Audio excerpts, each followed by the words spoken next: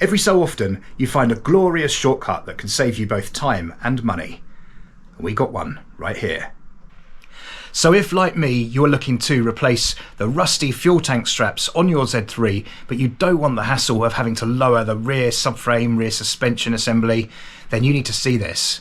I'll even tell you where to get the parts, and they're not expensive. The car is up on these ramps, which gives me plenty of room to get underneath. The fuel tank straps on these are very prone to corrosion. If you own one of these cars in a country where it rains a lot or it's humid, at some point you're going to be dealing with these. I mean, it's not too bad considering it's 25 years old. It's done reasonably well. These are probably the originals, but I'm going to be changing these out today. At this time I just want to explain the difference between the factory original straps and these aftermarket ones that I've bought. Now here are the original BMW ones. Here are the part numbers. And here are the 2 bolts. These straps don't come with the foam or rubber pads that go between the strap and the tank to prevent it from well, essentially rubbing away, wearing away. So these straps hook in and then bolt up to the underside of the car.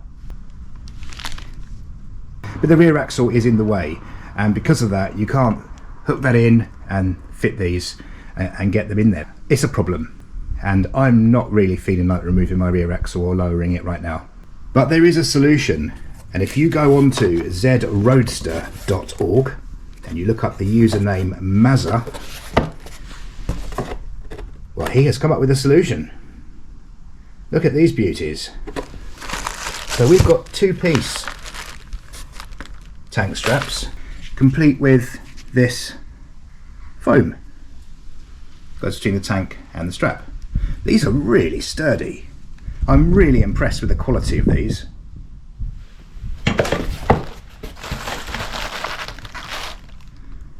There are also full instructions, and today I'm going to be following these and fitting these to the car.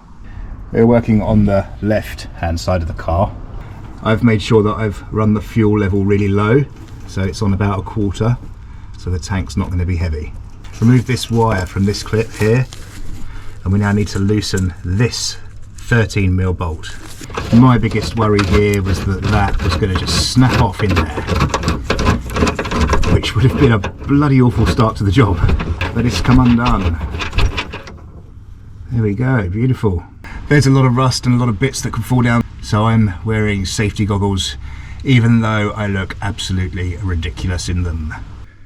We now get further forward and we need to unhook that strap there from the body. Now, just to give you an idea how bad the straps are on my car, this strap has just completely collapsed and broken. It has become almost foldable.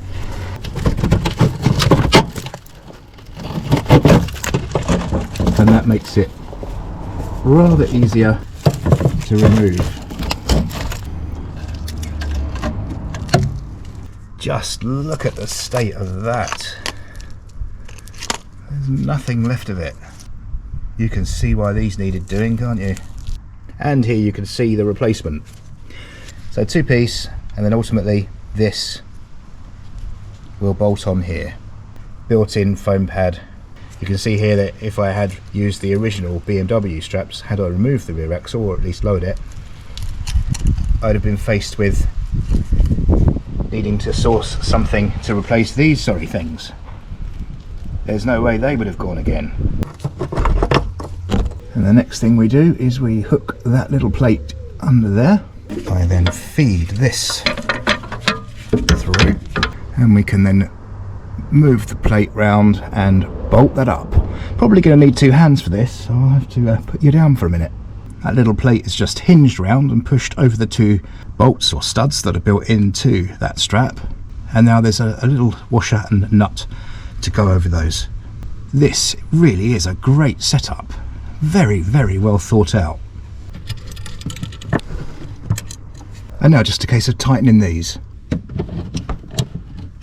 These 2 are fully tightened, not over tightened. Now taking care not to trap any wires, we can now refit the bolt here. I'm going to spray a little bit of wax oil underneath that, just where that makes contact with the body. There's just a very little bit of slight surface corrosion on there.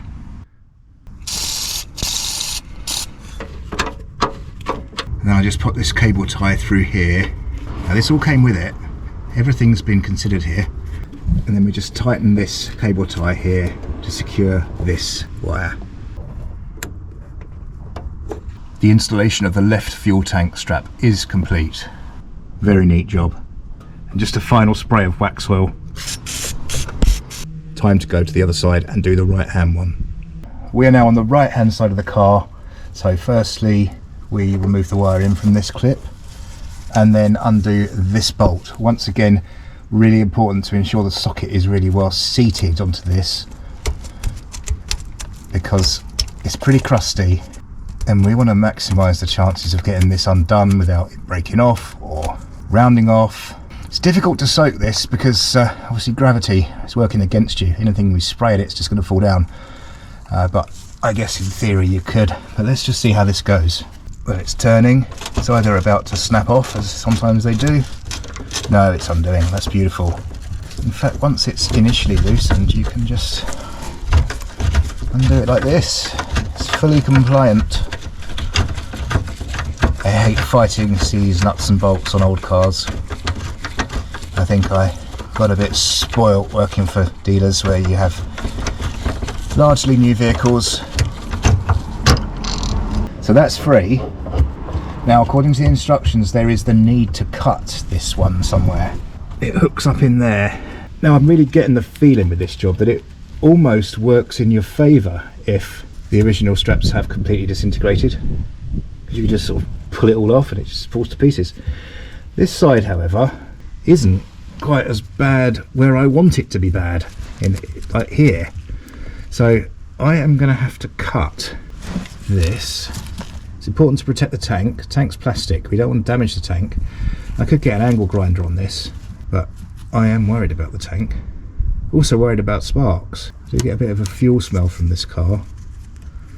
I don't want a big scary fire under here. That would really ruin my day. So I think I'm just going to hacksaw it. That's my plan. So I've got a new blade in this. This might take a while. With a good sharp blade, this isn't taking long at all. There we go. Let's just come apart.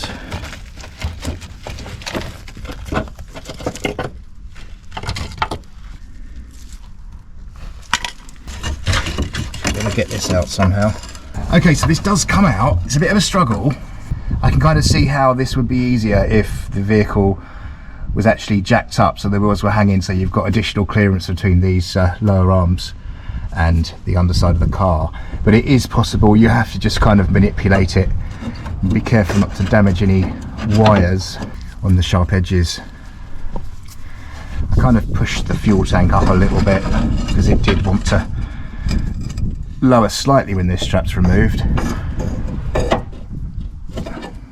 So here we have the right hand one off the car. It's not as bad as the other side, if I'm honest.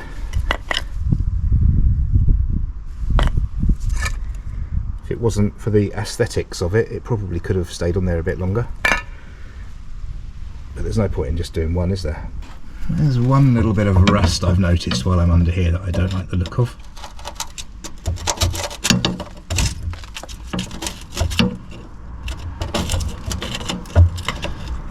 Well, that goes further than you'd expect, doesn't it? Good lord. I thought that was just a tiny little patch. It's got right under the undersealant there. This is for another video, I expect, but I will put some wax oil on that. And here we are with the new strap for the right hand side. So as you can see, this will hook over first. I have to stress at this point that these are really decent gauge steel here. Look at that, look how thick that is. I don't think these are going to corrode like the originals. These will outlive me. So we begin by hooking this into position. So this is passed over, and I now need to line up these holes. We can now get the washers and the nuts on there. With both these nuts on here. These can be tightened. I have to say I did look and think, well, that one there fitting, but it did. All working out well so far. Using a conventional spanner on these. Wrench if you're an American. That is done. It's located okay here. I could now bolt this up, taking care not to trap any wires. Once again, part number for these bolts. I will leave part numbers in the description, along with details of how you can get your fuel tank straps like these. I've just sprayed a little bit of wax oil there again before I bolt that up, and also on my ever increasing patch of rust here, which looks worse than it is. It hasn't actually gone right the way through, but that's a future job. This car won't see rain again anyway. Final tightening of that 13mm headed bolt. A final quick OCD check on these, and we can pass this cable tie through this clip here to secure this wire. And that completes the fitting of the right hand strap.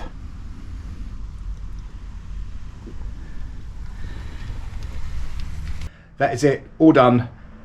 Very good bit of kit there, really nice job to do. I would say I was out there for about 2 hours. Obviously it takes longer when you're filming and narrating and so on.